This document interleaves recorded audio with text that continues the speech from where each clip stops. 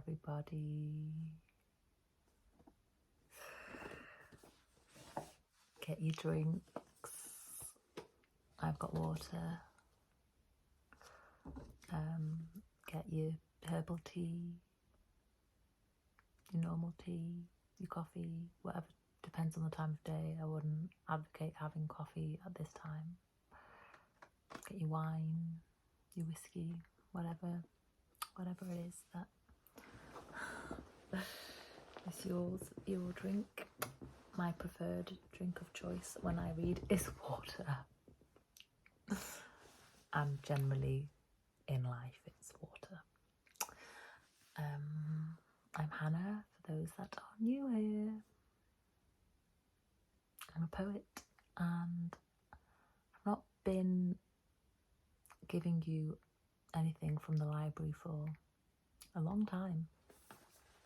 Probably a year since I've read from here and shared it. I do read here, like, on my own, but I mean, done a poetry set, and I have quite a big one for you guys. Might have to, move this along a bit. Got a mammoth set. Like, I was not expecting there to be, well, to be honest, it's a bit daft that I didn't expect it, because the theme of the session is interactions, and it was inspired by one of the viewers that left a comment on one of my old library sessions, and it was about a poem that was inspired by an interaction that I'd had in physical reality. And then I spend so much time here alone, just downloading poems in my own world, and it reminded me how actually some of my favourite poems that I've ever written are based on situations I've had like that are human interactions, not necessarily from conversations with God. So in this, this is going to be split, I think. I'm going to have to split this into maybe 3 sessions, because it'll probably be like 3 hours. That's an exaggeration, but the set is really long, and so I might read 5 or so poems on this time round, and then in a few days' time do part 2, and then do part 3 after that. So it's a mixture between poems that were interactions, based on interactions with people, interactions with my environment,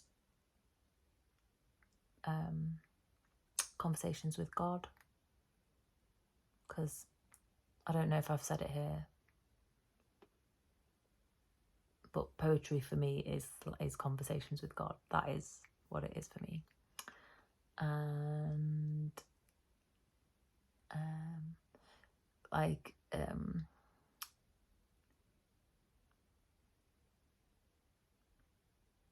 interactions with objects that trigger memories of other interactions with people and objects. Interactions with nature. What else? Interactions, so sensations I feel in my body, so feelings I feel in my body that trigger old painful memories that at the time were painful for me in my life, that something happens, and then it's safe for the poem to be downloaded. I don't know how else to explain that. I've also got my Archetypes deck, because I'm going to pull one of these and read out what it says.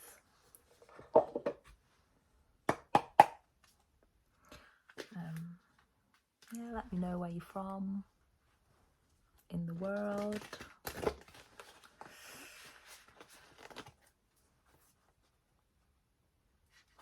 let me know if there's any poems that I've posted on here. You can request it for the next 2 sessions. But it has to be interactions themed, which kind of, you've got a broad, you've got room there. Because I've explained the various interactions that cover the current set list.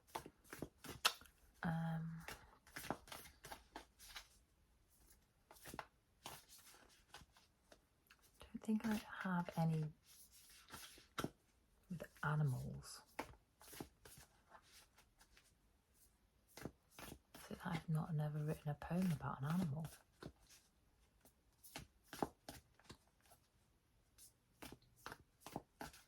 That's a bit of a disaster if I've not done that. I've literally written hundreds of poems. There's got to be one about an animal. There's one, I've definitely got one about dragonflies, which isn't currently in the set list, but will be added to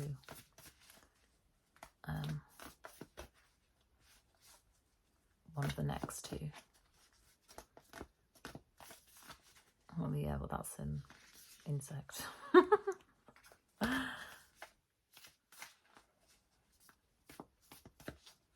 Yeah, it's a bit mad if I don't have one.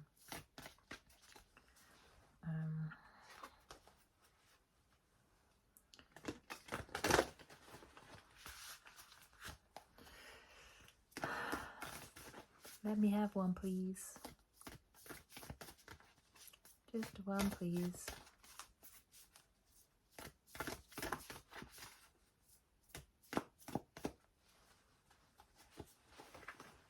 I have to pick it.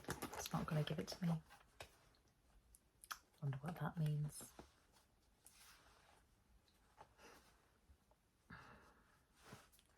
I have to choose the card. The comic. I don't think it's going to be a funny one. I have to make light the poetry then.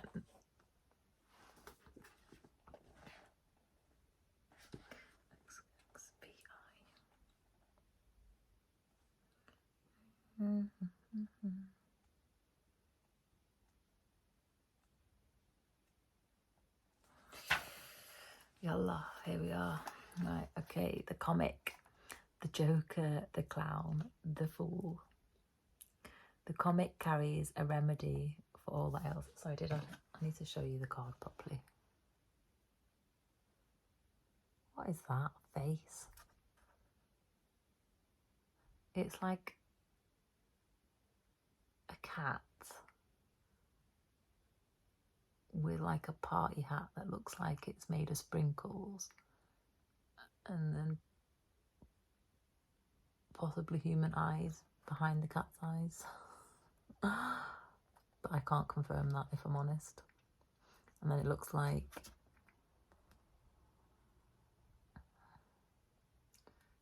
yeah, maybe all the chakra colours. Yeah, all the chakra colours. The comic carries a remedy for all that ails this world. Amid the deepest pain and suffering, there was always the potential to lift up and out of the darkness through laughter. Though dismissed by some as lowbrow and unsophisticated, this archetype actually has a highly advanced mind. Some may use the word genius, as humour requires one to see the situation from afar rather than to be swept away by the drama. The comic sees and accepts the messiness of life, using it as material to be mixed and shaped into a potion to soothe the stressed and serious mind. They literally lighten us up. Thus, within the comic is usually the sage or the magician, working healing magic upon any audience who will lend an ear. The comic may be the archetype that heals the deep division in our world, one pun at a time. The comic has plenty of shape to throw on others. Shade. Shape. Oh no. The comic has plenty of shade to throw on others, and it can fall into shadow at the drop of a hat. Beware of their sharp claws. Joy, jokes and smiles are signs of a happy heart.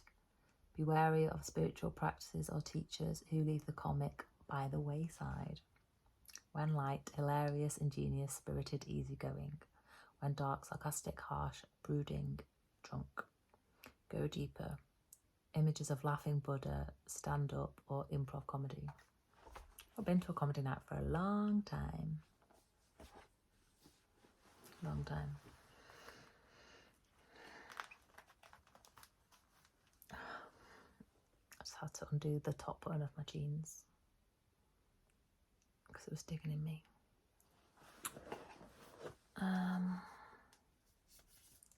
Yeah, it wasn't really on my agenda to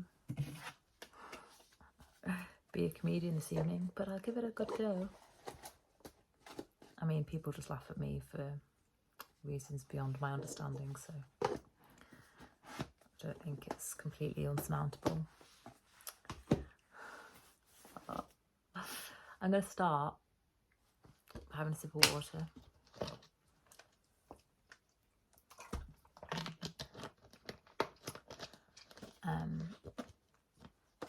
I'm going to start with a poem that inspired this whole session or series of sessions. And it's a poem that I wrote in Manchester at home, inspired by an interaction I had with an elderly lady in Cartagena in Colombia last year. And the ancient people of Mexico. It's called Mayan. I write with words in a language so-called native to me, yet in the name of moving hearts, my mind has to assimilate in this particular modality. Tell me, where is the freedom in making my art? One night in Cartagena, an elderly lady sitting at the local bakery stopped me in my tracks as I was leaving. She was after my empty plastic water bottle. If she was really lucky, maybe a loaf of bread on me. Earned her packet recycling, strategically placed, part of the fixtures. The owners let her stay.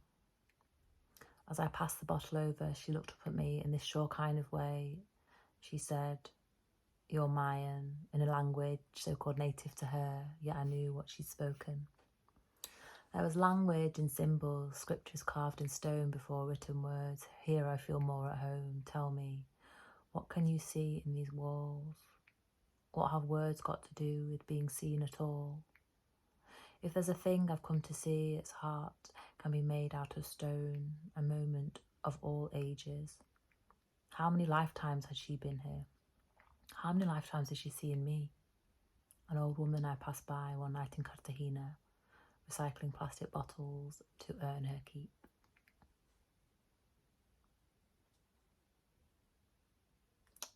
Yeah.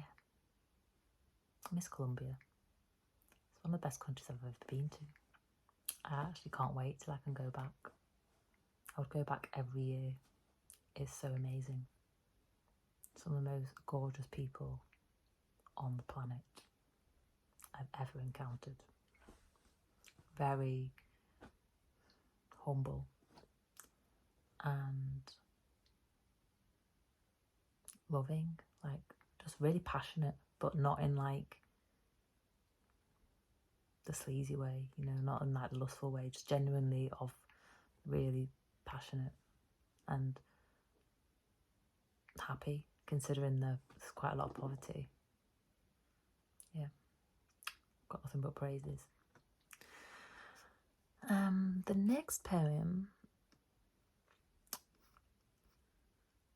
I wrote on Isla Mujeres in Mexico. I'm going to annoy a lot of people saying Mexico like that. And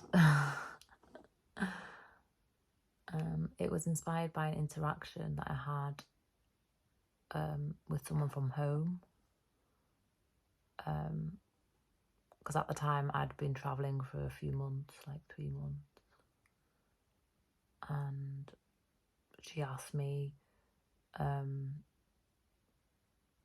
like, what is it that's like, kind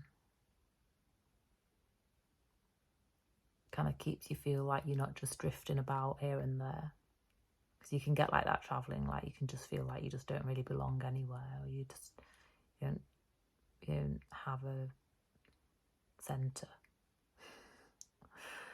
And so I wrote a poem about what it was that kept me centred, believe it or not. It was hand washing my clothes.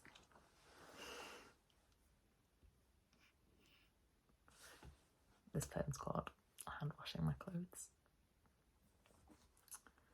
It turns out that hand washing my clothes in all these weeks away from home has been what's kept my soul untethered.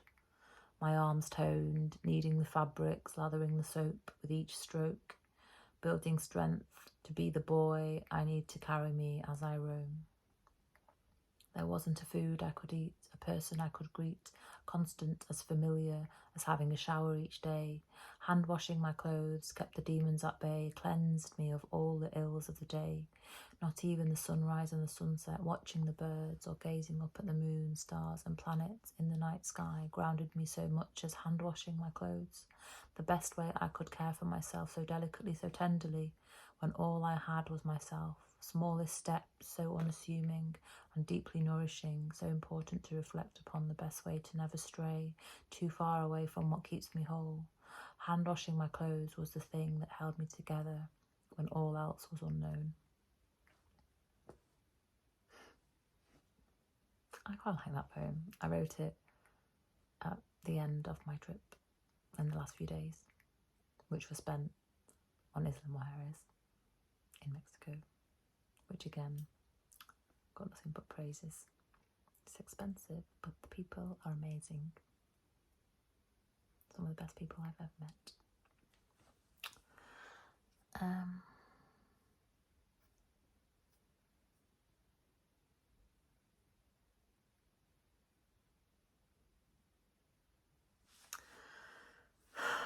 The next poem.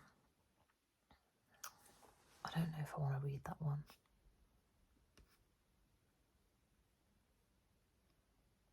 I might read that one in the next one. The next poem is called From Gaza, and I wrote it kind of tongue-in-cheek, pissed off, but also to kind of like take the piss of people that like want me to be from where they're from. So like, one thing about me is that kind of like no one really knows where I'm from, and a lot of people assume, and it's usually people that are assessing me as a potential suitor for marriage, and then like they're heartbroken when I'm not like Indian or Portuguese or and then the other one, which I was just like, ugh, I really hate that one, is when people are like, where are you from? Because I'm like sick at haggling. I'm sick at haggling, yeah, because I'm Arab. And like the tuk-tuk drivers or whoever, whichever part of the country, like say it's in Cambodia or something, or Vietnam, they'll like be like absolutely gutted because they didn't get away with swindling me because I haggled them to the right price. And they'd like, where are you from? Where are you from?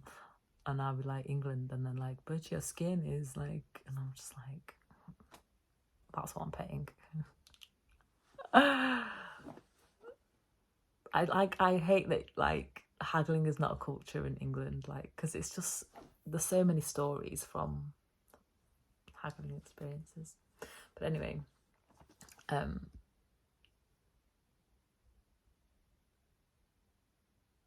yeah, I'm never an ideal candidate for a wife after they find out that I'm from Gaza, and then no one ever believes me. That's the other thing. No one ever believes me. So this is from Gaza. When they ask me where am I from and I say England, they look at me confused and say, but your skin. So I say, you mean, where's my family from? They nod and smile and I say, Gaza. They say, would have never guessed. You look Brazilian, Spanish or Indian. I look at them unimpressed, still not impressed by the array of facial expressions I didn't ask for in my face when I say Gaza. I've always found it strange how people would start a conversation this way. I mean, it's an audacity I'm kind of jealous I don't possess. Challenging perceptions my whole life just by looking the way I look. Why, God, why do I have to take this on the chin? Why must I live with this annoyance on the regular? Apparently, I don't look like I'm from Gaza and I don't give a fuck what I look like to you. If you know so much about how people look like, where they're from, why don't you tell me what a person from Gaza looks like?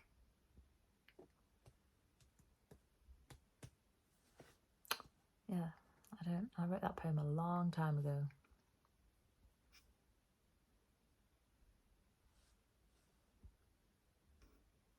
Well, like 3 years ago. But it was inspired by not necessarily interactions of that time. It's like a mishmash of different interactions in my life.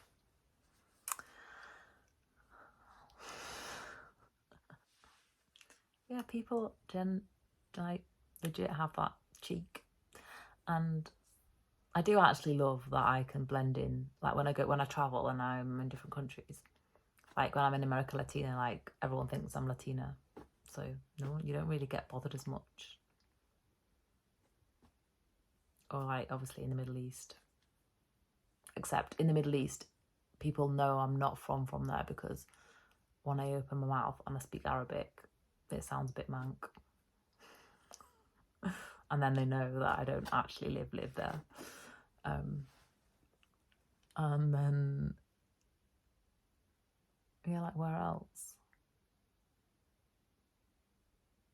It's funny that, like, even in Manchester, people are like, I would have never guessed that you're Mancunian. I'm like, what? It's bizarre. Welcome to my world.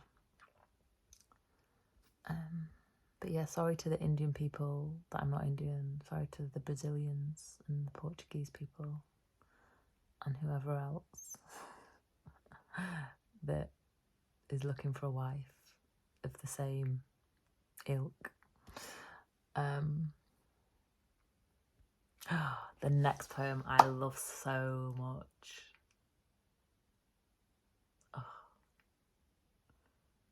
This was an interaction that was just like literally from heaven. I was in Aldi's supermarket and it was like winter, like the January or December or something. It was cold and rainy, like horrible weather. And I don't like, I have loads of those bags for life, but for some strange reason, I never take them in the shop with me. But in Aldi, they have boxes. So I just like grabbed like one of them vegetable or fruit boxes, and then it's quite heavy, and I was like stumbling out the shop like this with this big heavy box, and the homeless man that sits outside Aldi like got up out of his the dry spot that probably got wet because he got up to help me and carried the box to my car. So I wrote a poem about it. It's called Allowing. He was as soaking wet as the pavement that was his seat on a bitterly cold day in January. I don't carry change, so I gave him an orange and a packet of crisps. He refused the cereal bar because he's allergic to nuts and he's not a fan of apples. He had his chivalry, so that's what he gave to me. That's like one of my favourite poems I've ever written. So it's just such a sweet moment. I don't know how many poems I've read now.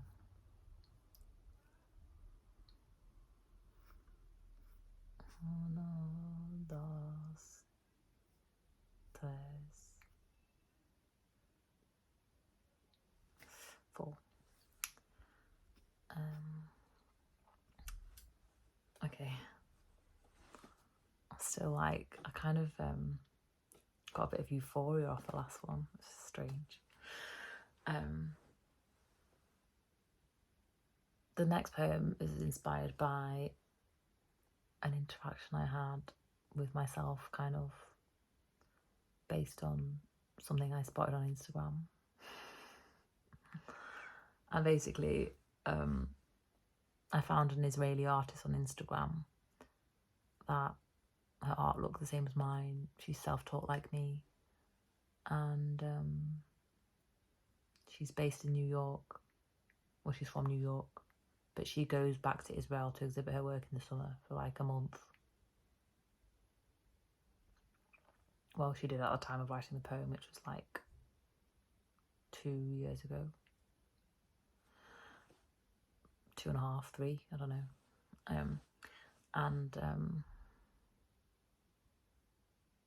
So I wrote a poem about the difference, like that I just saw similarities in her as an artist, but then the differences in that she can go back to Israel freely, have an exhibition there, and then go back to New York. And if I wanted to do that, all hell would break loose. Probably be interrogated for 8 hours like last time by Shin Bet. What a friggin' nightmare. I don't recommend it. Oh no, just realised. Forgot to put these lights on. There's some down here as well. I knew I forgot some. Does it make a difference? Got 3 candles up there.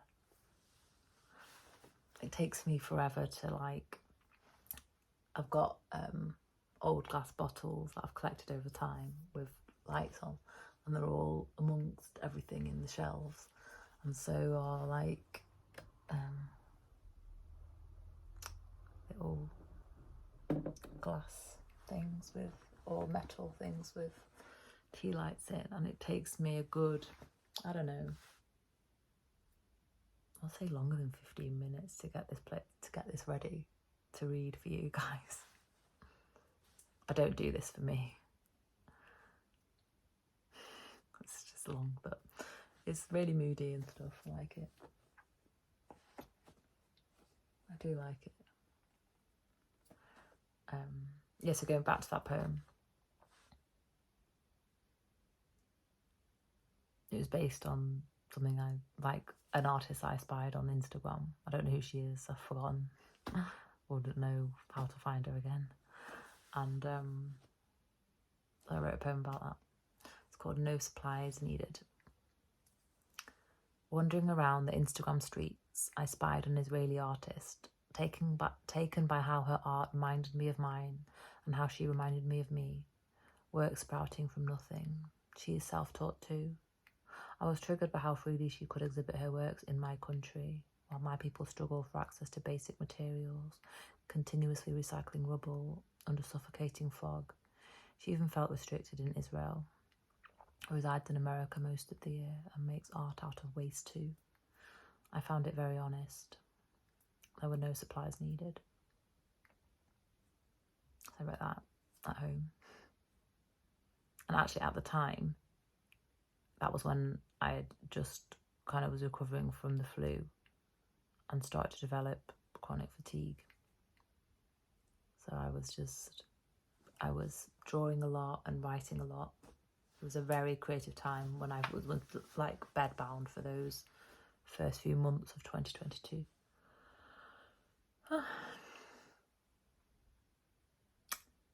Moving on.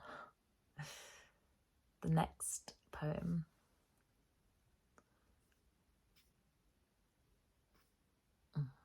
is it going to be the last one? Is it going to be the last one?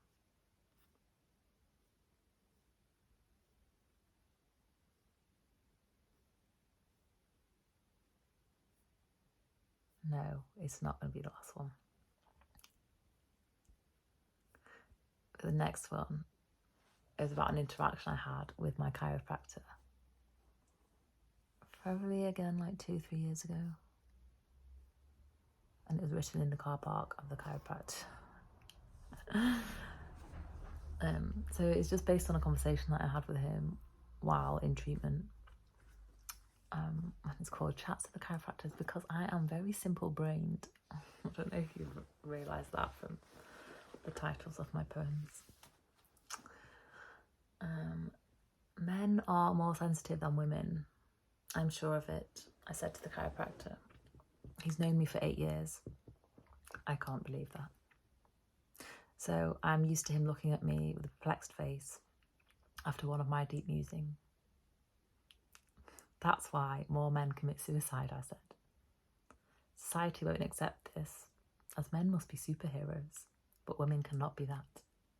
Women are emotional roller coasters who speak about their emotions rant after rant. They don't feel them as deeply as men do. But it's okay for a woman to express the deepest parts of themselves, to get as close to their soul as they'll ever get in human form. But men can only be angry. Until a woman provides an educational portal for a man to feel safe to express his waters. Freedom of expression for men is important, and then a woman can learn about the depths of men and less suicides. How about no more suicides in men who feel unable to express the language of their soul? That's a poem, the chiropractor insisted. You have to write that up, he said. So in the car park, that's exactly what I did.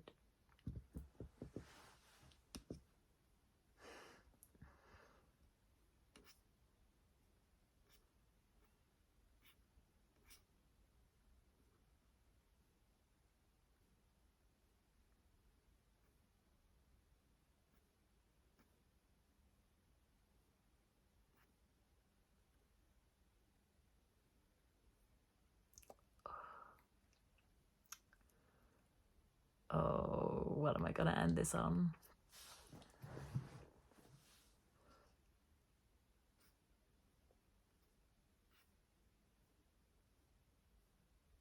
I think if I read them all, it'd be like a 45-minute session.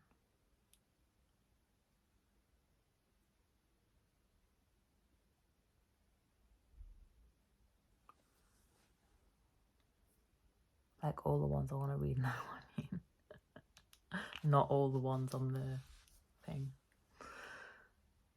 But I'm just going to read one more.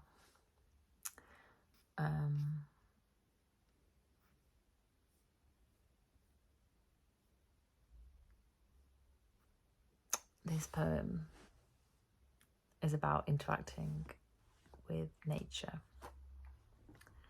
And I've been to Ireland a few times to write. So I was inspired by there, and as a poet, I mean. And I do write well there. Quite a lot of my poems, when I've written away, so the majority of my poems that I write are here. It's nothing really. It's not very exciting. Like, I've never been on a formal writing retreat, but I do take myself away here and there, and I do write in different places. But of all the places, like when I've travelled, for example, like I've been to London quite a lot, and I took myself there for a week once, but didn't really write any new material, just edited, but it was productive.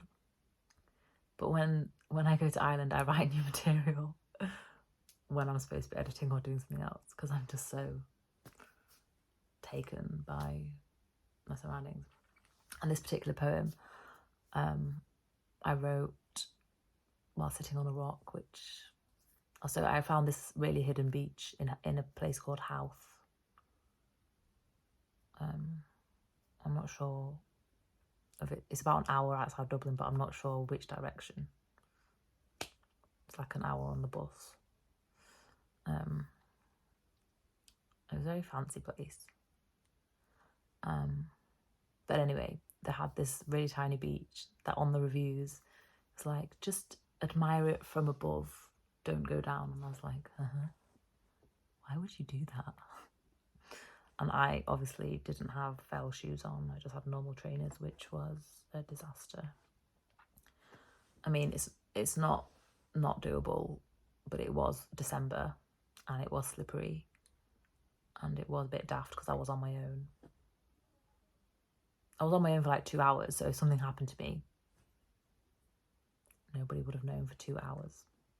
But nothing did. But anyway, it's a very steep descent to get to it. It's very secluded, very calm, peaceful.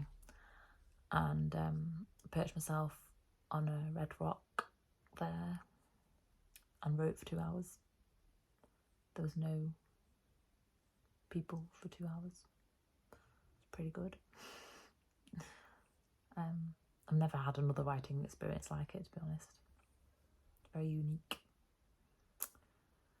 So this poem, I think, has been only kept to myself until now, maybe.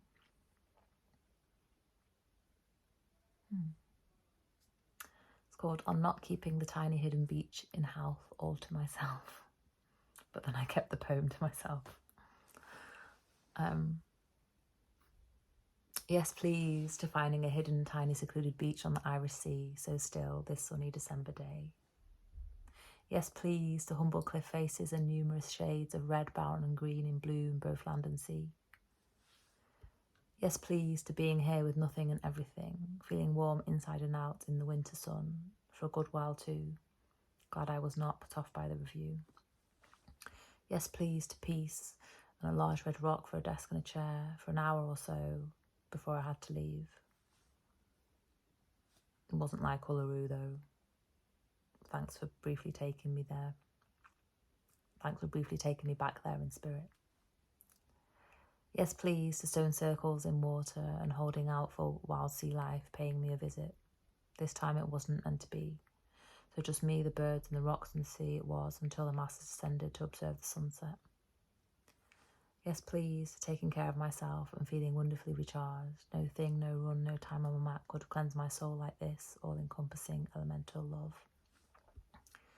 Yes, please, to experiences worthy of calculated risks and ignoring other people's opinions. The slippery steep descent was more than worth it. Unsheltered and allowing in such peace. Connected and alone, what a pleasure to be, to put pen to paper.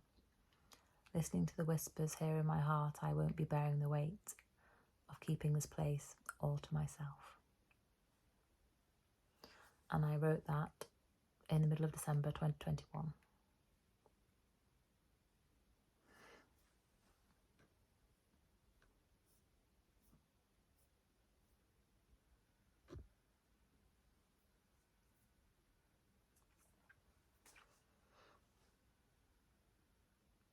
Thanks for being here. Yeah, let me know if you have any requests from what I've posted previously. I will be back for at least part 2 because I ended up reading more poems than I thought.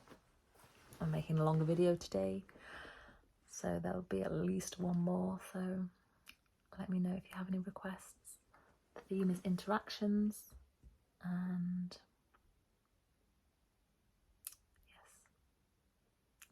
see you on the next video, the next library session, and have a good night or good day, whatever time of day it is for you.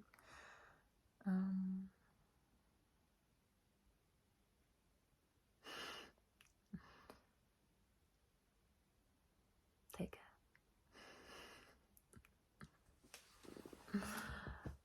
feel like I've forgotten something.